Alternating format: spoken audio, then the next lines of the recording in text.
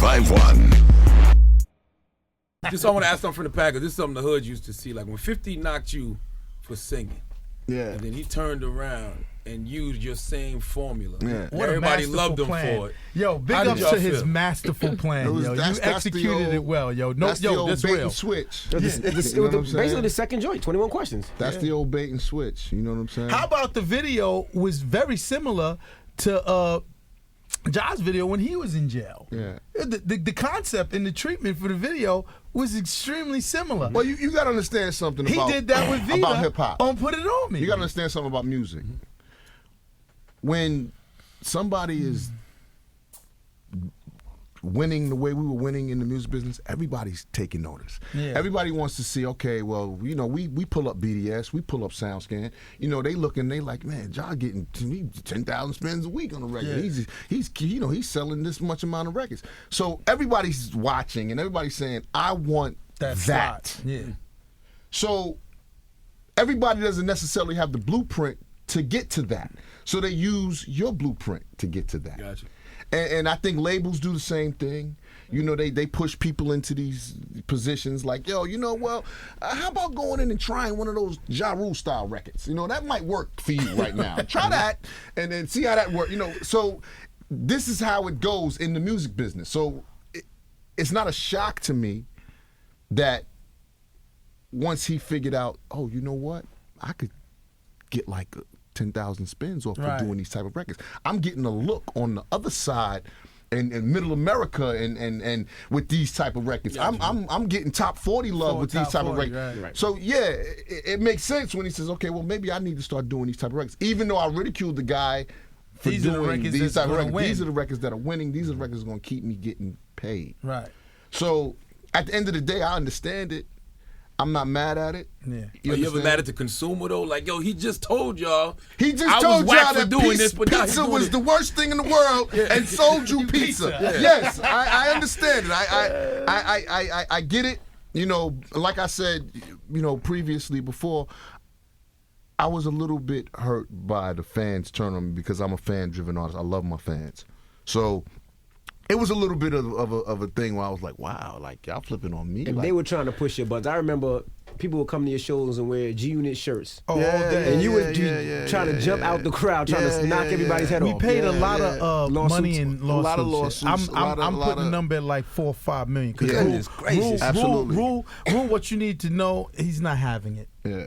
So anyone that comes, he's firing on him. And once he's like a boss. Rule's a boss. So when Rule fires, we all fire. So all it takes is a G-Unit t-shirt for $4 million. Bring the G-Unit t-shirt when you come back. We're in a good place. We ain't doing that no more. I heard stories about beating up DJs for playing G-Unit records in the clubs. Not G-Unit records, G-Unit disc records. It's a little different. You know, that story got a little bit taken out of context because I'm going to tell that story how it happened. Mm-hmm. I walk into this beautiful party in Miami. It was like an outside, like a beach party, like a, you know, one of them outdoor sexy, real sexy vibe. I'm getting love. I'm walking through the crowd. People's like, yo, bro, yo, what up? Yo, love.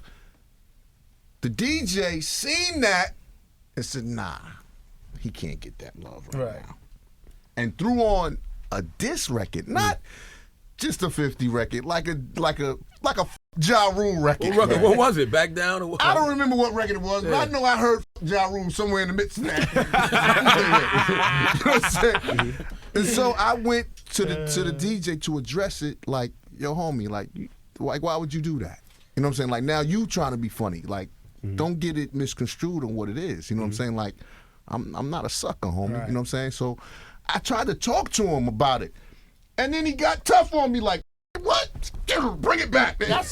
And that was like, okay, I'm gonna now this is a problem. See, that's what you get for believing 50. 50 said I was a Pop-Tart sweetheart. and it ain't like that. So that's how that story. But then the story went on. The legend went on to the story is, all I did was play a 50 record and he went crazy on me. But it wasn't that. Like when I'm in the club and I hear 50 records, it's the funniest thing. 50 records come on in the club, everybody goes like this. They look absolutely. Absolutely. You know what I be doing? I'm like this. Absolutely. Bum, bum, woo! Bum, bum, bum, bum. I'm having fun to it. It don't matter to me, man. It's like life is so much bigger than what that was. It's so much more for me in life right now. Like I'm enjoying life. I got a bunch of movie situations that are coming for me. Oh, by the way, I got a film coming out October 18th. Yeah, I seen that. I went to the movie yesterday. I seen your big poster. You and Adrian Bayan. Yeah. That'll be out October 18th in theaters. That's a faith-based movie. But there's a lot of things going on in my life right now that's really, really great. So I'm like, I don't care about that, yo. I'm gonna dance to the records. I'm gonna have fun to the music, and I'm gonna have fun with my life. Do you ever regret clapping back? Because there's some people who say that if you would have just ignored 50 and kept making your big records. Nah, at the end of the day, Charlamagne, I'm an artist, and as an artist, to sleep well at night, I have to get things off my chest. Music for me is therapy. Gotcha. It's very therapeutic. So at first, when the sling started coming, I couldn't really say nothing because we were going through the federal indictment and everything you could say can and will be used against you in the court of law. So it wasn't much that I could say. But as time went on and the trial was, dwindling down and Gotti and them was, about to get acquitted and things like that, I said, okay, now I could kind of speak. I could kind of say, what I want to say. I could, but by then it was too late. 50's momentum, and it was like that. It was already. People were like, too late, homie. We riding already over here. Yeah. But for me, it was, okay, I made the record too. I got the record off my chest. I made Blood in My Eye. I felt great about it. I love Blood in My Eye. It's a great album. I do too. It's a great album. It's an angry album, but it's a timepiece. If you listen to my whole discography from Veni Vidi Vici to Pain Is Love Too, you don't have to interview me. You could hear it in my music, what I was going through each record. From Veni Vidi Vici, that was the struggle. That was me coming out of the hood. That was my come up. Everything I lived to that moment was put into that album. Then Rule 336 was, okay, I'm getting a little bit of money now. I'm having some fun, between me and you. New style was created on and then so forth and so on. Pain Is Love, Last Temptation. All of those albums speak to the consumer. It speaks to the fans. So the fans actually can just listen to my albums and know what I was going through each year and time period. So what about this next project? Hold on. When 50 and G-Unit started to fall off musically, did y'all smile a little bit though? I really didn't care. I didn't care. Yeah. It is. I mean, it's weird and it's funny because at present day he's damn near in the same place that we are musically. He has to make a record that people care about. Right. His last record I thought was very funny. The one with Kendrick. No. He had a record with, what's the Maroon 5 guy? Adam Levine. Yeah. That was a very soft and delicate record. I was like, wow. Look at this guy. He's with Adam Levine. Yeah. I didn't think it was a bad record. I was in jail watching it when he did it on The Voice, and I didn't think it was a bad record. But nah, that record was he looked a little crazy. Yeah, I didn't think it was a bad record. Have y'all had any contact? You know what's funny? I was at the After Earth premiere because I came with Will and JL, Will's manager. And it's crazy. And Charlie Mack. So I'm sitting there, and 50 comes in with his little entourage, whatever, and we walk right past, he walked right past me, right past me. And I'm like, my antennas is always up when he's there because you just never know.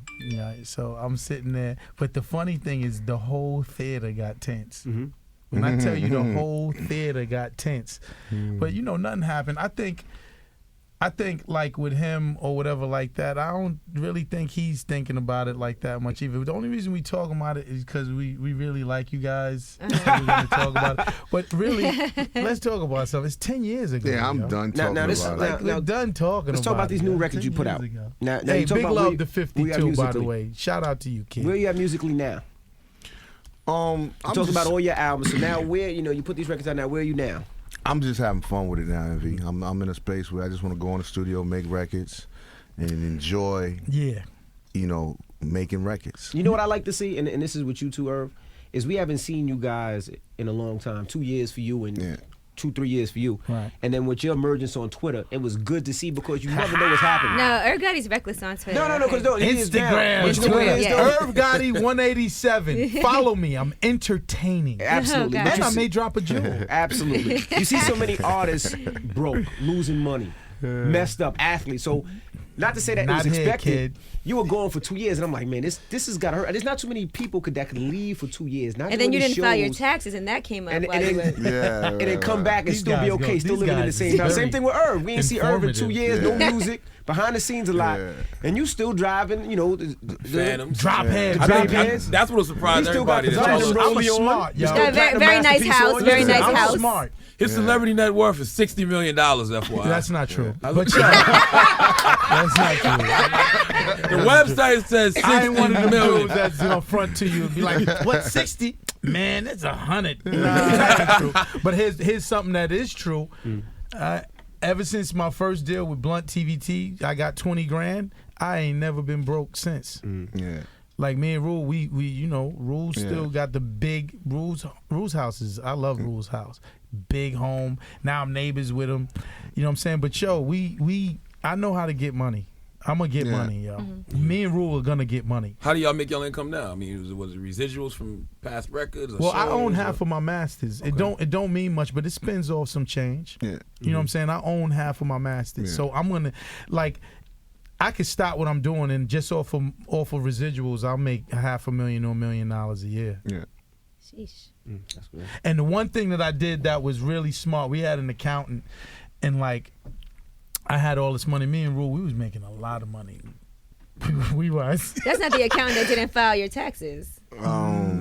Nah. But she had told me when we was making a lot of money, and when Deb had kicked me out, this is the type of dude I am. So it was going to buy an apartment here in Tribeca. Apartment was like $2 million. So she was like, yo, put down 10% and use your money other ways. I said, yo, I don't know what's gonna happen. You buy this thing outright. I Let me buy get it. this I just thing paid now. for it. And in hindsight, the reason why I'm pretty decent with money is because I did things like that. I own everything. I don't have a big monthly nut that I gotta, you know what I'm saying? No all these- foreclosure you gotta ain't worry no- about. Nah, ain't none of that. Ain't none of that. Like I just bought everything. You know what I'm saying? And it really, in hindsight, it helped me out because when times got hard, it was like the monthly nut that I needed. I could survive off of residuals, really. Yeah. And you If have to I know ain't do yourself. nothing, I when can sit at home and just scratch my balls all day, and I'll be all right. I won't was be able to paid for. ball. Right. I won't have the fans or so, but I would be all right. Now, what happened with the super group that was supposed to happen back in the day? Jay-Z, DMX, Ja. Why that never came to fruition? Who messed that up? No, I don't think nobody messed it up. That was that first couple of records. I was like, yes. Yeah. It could have happened. All It y'all would've been wanted real the Def dope. Jam umbrella. It would have been real dope, but egos get Irv involved got a with story. stuff like that. Egos definitely get involved with stuff like that. It was a time we couldn't get X and J in the same room. Yeah. So that was difficult. It's a lot to that. Go ahead. You can tell them more. It's a lot. It's a lot. It's a lot. It's a lot to that. It's no one's fault or whatever like that. But it's something that I wanted. Me in particular, I felt like the most unique individual. Again, I met Jay in '87 with Jazz. We went to London. We've been boys ever since. I met DMX in 1988 through this guy, Dr. Zeus, Chad Elliott. He introduced me to DY and DMX. I've known them since '88. Then I met Rule in 1990 through Chris Black and everything like that. And then Rule was my man. So just for everybody listening, right? Just think of me for 1 second. I knew these three guys was the best. When I heard them, they was just different and special. I knew this before we sold records or anything. So for me, it wasn't about money. It wasn't about nothing. I wanted to do this project with my three brothers. And, we tried 2 times. When we first tried, it definitely was egos because Rule, that was when the cover Double XL, we sparked it. Tough cover. Legendary mean. cover. Back of the mean. cover's tough. Chain, Right? the bat. The chain, the bat. These are 3 my brothers, right? So when that happened, Rule wasn't at the top of the game. These 2 was. So I understood. I'm like, all right, they may not want to do it for that reason. It's still in my mind though. It's just music, yo. I'm not asking y'all to pull off drive-bys for me. Let's go on and make some records and make some music. So, but I understand why it didn't happen again. I tried to do it a second time, and this time Rule was as big as them, and it still didn't happen. I'm not gonna point no fingers or whatever, but my ambition, it hurt it because I'm like, why? Let's go. And I had put together this plot where it was a third. I said, Joe, we're gonna make at least $100 million each. Just give me 16 months of your time. You understand? I'm gonna give you back $100 million or whatever like that. And it still didn't happen.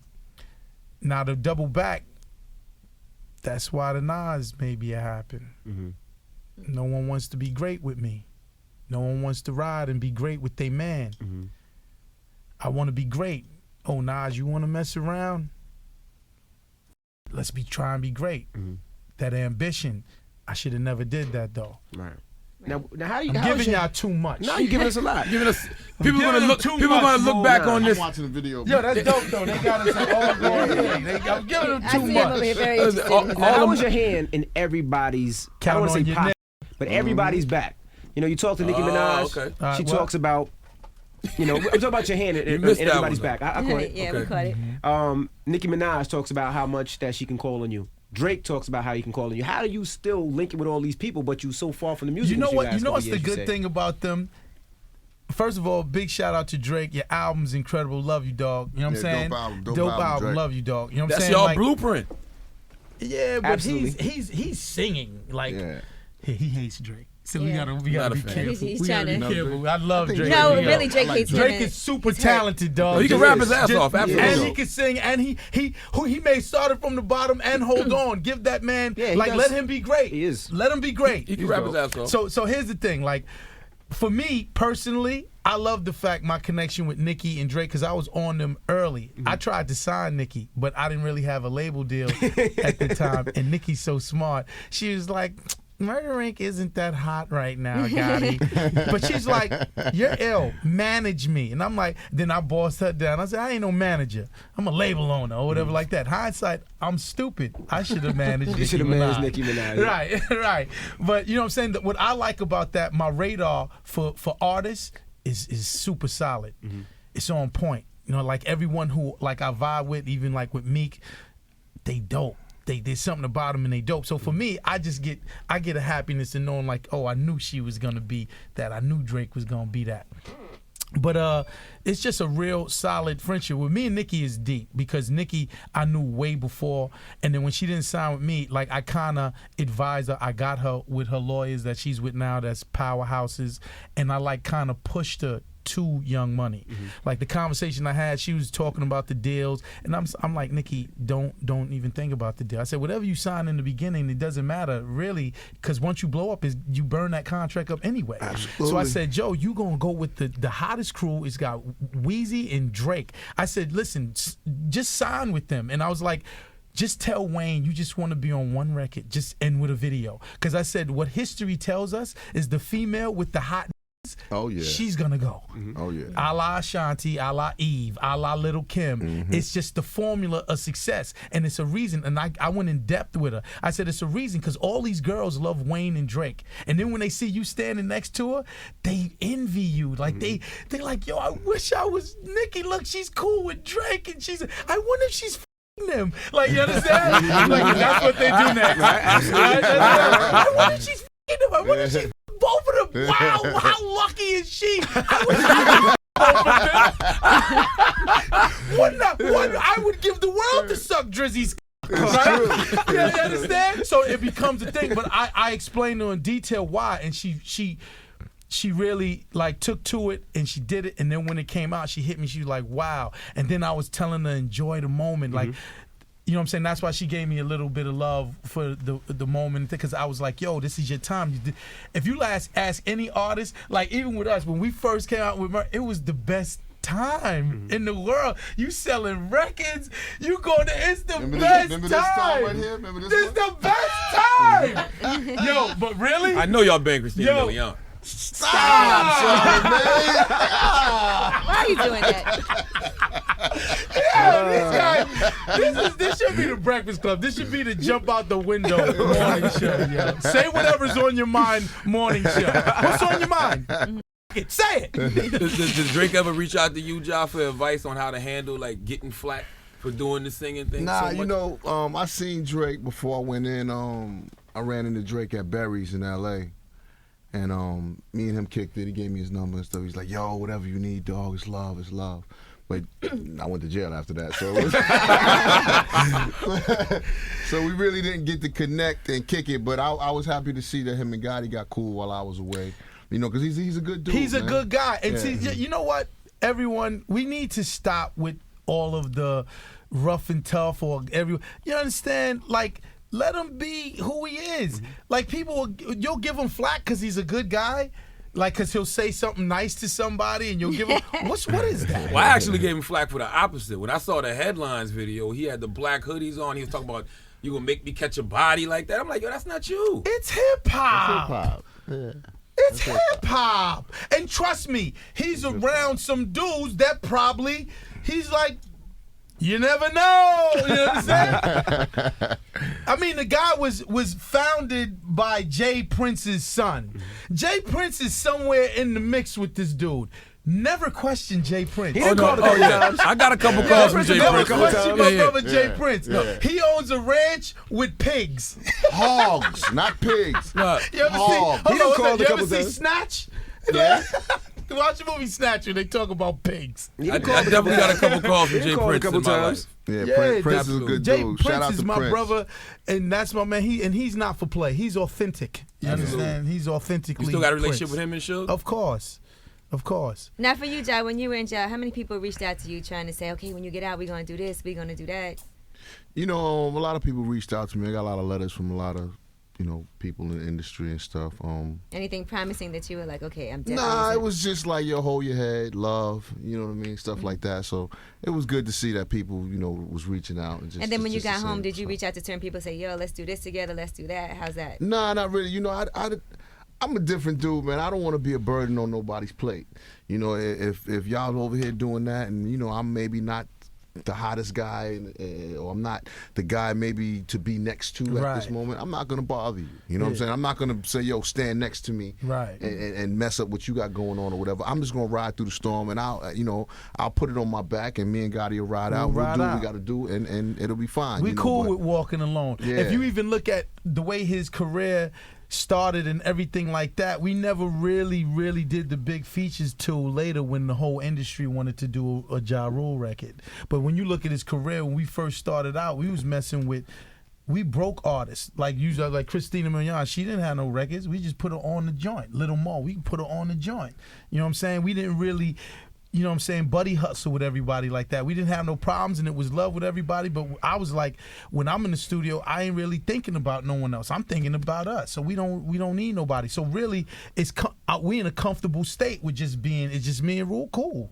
But I do love collaborating. Yeah, we do love collaborations, with great artists. Great talent. And look, it was crazy because when we did the Fresh Out the Pen record, I was like, as an executive and as a music maker and a producer, we all go through it, right? So we all think of, I wonder what Future would sound like, but this is how I am. As soon as when I think like that, I smack myself.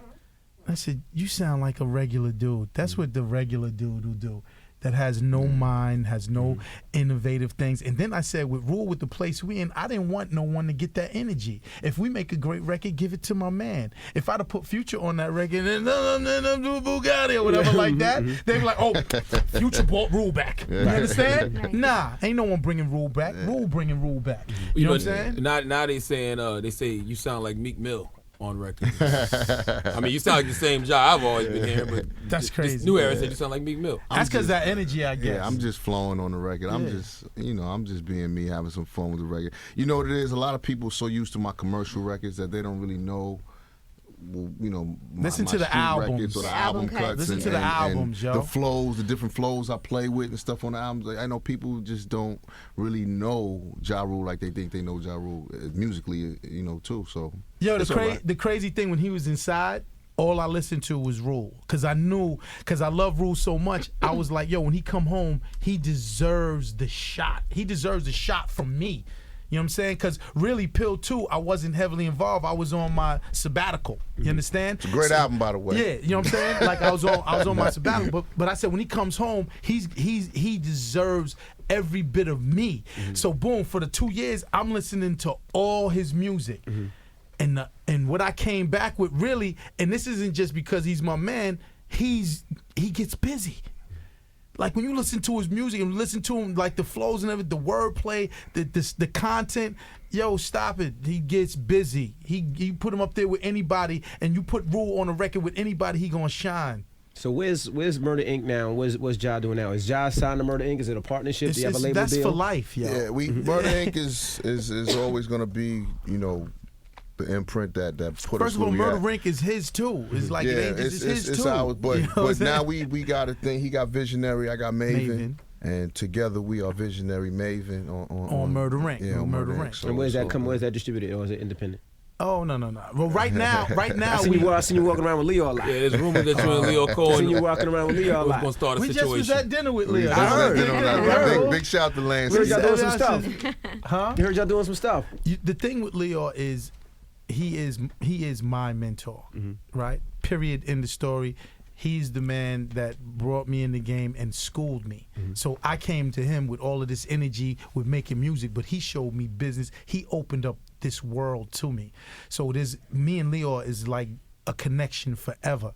So Leo's starting a situation, and Rule will probably be on Leo's situation with Maddie Jane. Everything that I do, Leo is gonna be around with Julie, with Kaiser, and just for me, I have to have that. I've learned something in these years. I can't be with the scary executive that's my partner. It doesn't work. It doesn't work. It does not work.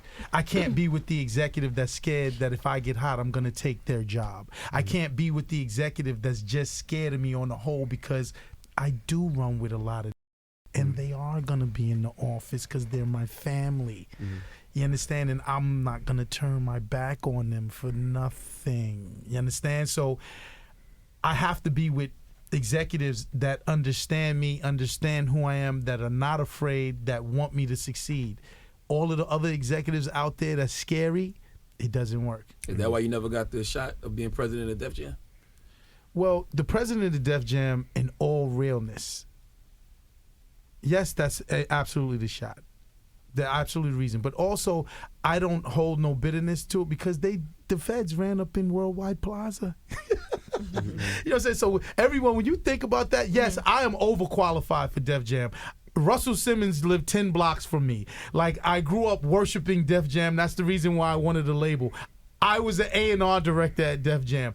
I helped bring tremendous success to Def Jam. There's nothing anyone could tell me about Def Jam. I eat, breathe, Def Jam. But I'll never get it because the feds ran up in Worldwide. So for the powers that be, I'm sure, hey, do we want to give this guy? And he still runs around with like, is he gonna have the feds running up in here again or whatever? So you know what I'm saying? I know that black cloud, it hangs over my head, and I'm cool with it. But I'm not leaving my dudes alone. Nah, but that's not your calling to be president of Def Jam. It must not. God has a bigger plan. That's not. Although I would have loved it. You understand? Jay actually did, and when you look at it, Jay did a masterful job at Def Jam. Yeah. There hasn't been a president since. Look at Joey, he bailed. Like, that was crazy. Wasn't that funny? He's out. It was the Trinidad James thing. It was about to hit him, right? That was it? I think so. You know what I'm Trinidad saying? James $2 million. Crazy. Yeah. Here's the thing. When you give Trinidad James $2 million, right? What you giving Ye? Give me $50 million. Like, if you give Trinidad James $2 million, you better give Ye 50. Ye is a mind-blowing genius, groundbreaking, iconic hip hop artist, and you just gave Gold All in My Neck, and I love that record. When it come on Trinidad, I am popped my woo. Yeah, that's me. But is he a Def Jam artist? Def Jam is like the home of artists that personify hip hop, culturally important. These are the artists that has came up through Def Jam. Def Jam means something to the hip hop culture, and I'm just scared. I'm just scared with like. Yeah, I'm just scared. I ain't gonna mention no names, but I'm just scared with the guy who's at the watch of it. He don't care about Def Jam. You gotta be really, really of the culture to run Def Jam. Yeah. I'm not talking about I think Peckers just could do you a gotta good be, job. you gotta Peckers have is of broke the dance culture. before. You need to write graffiti before. You need to. You need to Yeah. you need to be part of this culture. You need to be part you of this gotta culture, understand man. what that logo means. And I'm very scared that it's gonna become Motown. You know what I'm saying? Motown was Def Jam. It was culturally important, R&B, Barry Gordy, and everything. And now Motown is an afterthought. Universal Motown. They did the same thing with Def Jam now. Island Def Jam. And it's like they're gonna phase it. They'll phase it out because the powers that be, you know, they don't care about that culture or whatever. They thinking what's best to minimize the dollar and thing, and they don't care. Get money. That's why they probably like, don't put Gotti up there because he cares too much. Don't put Gotti up there. He's going to overcare. Make me the president of Def Jam. I just want to tell you that we have officially went over our Jay-Z interview and Fat Joe You beat Hov and Fat Joe? We beat Hov and Fat That's what I'm Joe. talking about. I mean, it was great. 106 minutes, 106 minutes, an hour and 6 minutes. Y'all are good, though. I love it. It's a Nah, double album. but like I The always double say, album, right? these are the best interviews. I love interviewing the OGs, the legends. Yo, Y'all got absolutely. so much history. Yo. And y'all won't write a book, so this the Ja closest Rule we can do. wrote a book? Ja is okay. I wrote a book. I'm going to write a I wrote book later. Because I'm like, you know, my people tell me, they say, Joe, they said when someone makes the money that you made at your age and go through hard times, they said it's all good, Gotti, because now you're smart. And I said, Joe, I am. I'm more mature. I'm not that wild dude. But, Joe, my brain is so vicious right now because I done seen and did so much. I got so much experience and knowledge. They say, yo, the second run. The second run is the They run. said the second run is the vicious run. And they said, Joe, you're still your early 40s, you're a young man. They said, Joe, you're a young man. Executives go to 60, 70. So they said, Joe, you're about to kill it. Like my good friends and executives, the billionaires, all my billionaire friends be giving me mad like little advice. They be like, yo, you're about to kill it. Because they said, just think about it. Think of how much knowledge you got in your brain with everything. I'm like, yo, you're right. We went through a lot I'm early. never going to make that same mistake again. Yeah, we went through a lot early. Hindsight, 50, go ahead, sign with Atlantic in Craig, because we blocked them to Elvis and Dre.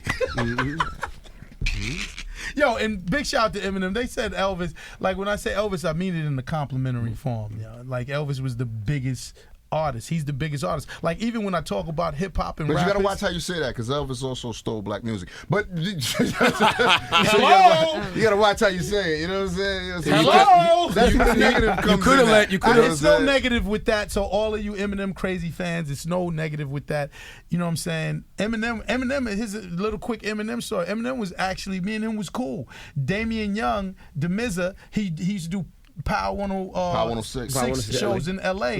And like the first shows, me and we were shooting pool. Cool dude. Yeah. Like I like Eminem. Yeah. I like him. Really, me and Rule is good dudes. We don't really. It's gonna take a lot for us you to know, not like I got you. a crazy story too with me and M. Me and M seen each other. We was switching jets. He was coming off and I was about to get on, and we kicked it right then and there. And it was like, yo, In the midst of everything. Yeah, in the midst of everything, while we was about to switch plane, I said, yo, ain't no malice. He said, ain't no malice here. You know what I mean? It's love. You know what I'm saying? And so from then I knew that me and M didn't really have no issues. It's no like, issue. It's no It's issues. just because it's just, of that. Situation, right. So M is a it's monster all though. good. Every record he gets on with another rapper, he Destroys. Yo, what? Yeah. That like he's a rapper's rapper.